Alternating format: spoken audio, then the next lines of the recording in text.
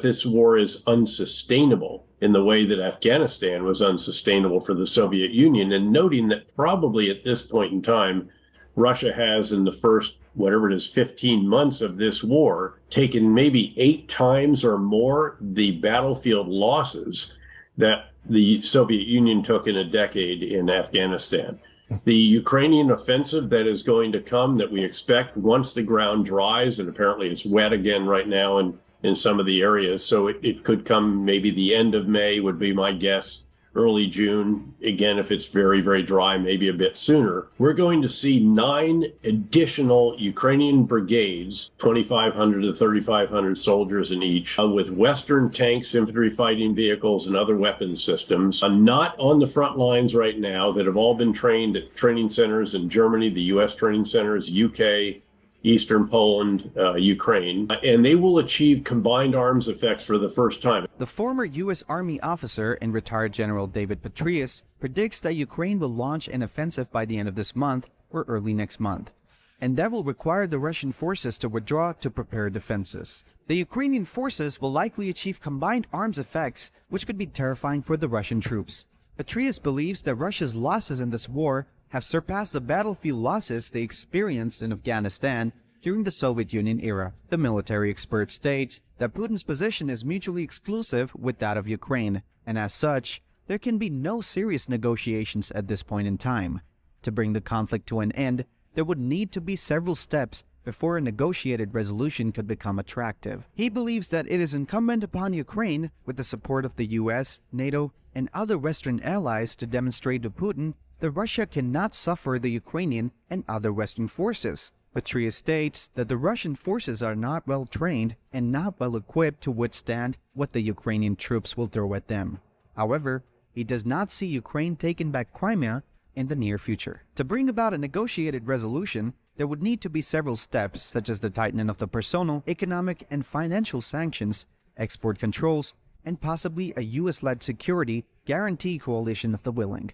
Petraeus is of the view that a Marshall-like reconstruction plan would also be required, which would ideally use the $300 billion of Russian reserves frozen in Western institutions. The former general states that the US would have to be the real broker in such negotiations, as it would be responsible for providing the major incentives and guarantees. If this does not happen, there is a risk of a frozen conflict with new front lines and continued fighting across it. Listen what David Petraeus has to say on it. First of all, I don't think that the conditions are all right now. Neither Russia nor Ukraine is willing to seriously negotiate. Their opening positions are completely mutually exclusive. Doesn't matter who it is that tries to broker this deal.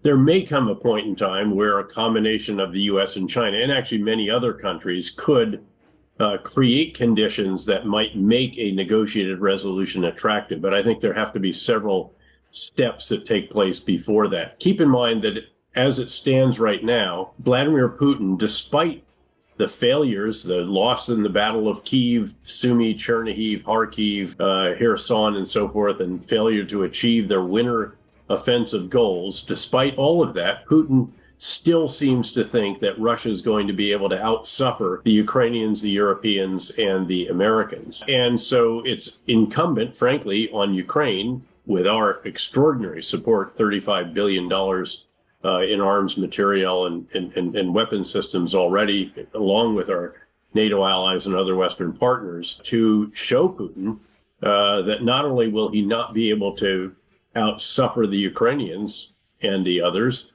we're going to see 9 additional Ukrainian brigades, 2,500 to 3,500 soldiers in each, with Western tanks, infantry fighting vehicles, and other weapons systems, not on the front lines right now, that have all been trained at training centers in Germany, the U.S. training centers, UK, Eastern Poland, Ukraine, and they will achieve combined arms effects for the first time. Other tanks supported by infantry, air defense, engineers, mortars and artillery, electronic warfare, good command and control. And if you do that, this is terrifying to the enemy. We did do this during the fight to Baghdad. It's what collapsed the forces that stood up to us, especially the Republican Guards ones, and then even the besieged militia, or the Saddam Fedayeen, like the besieged militia, frankly, irregular forces.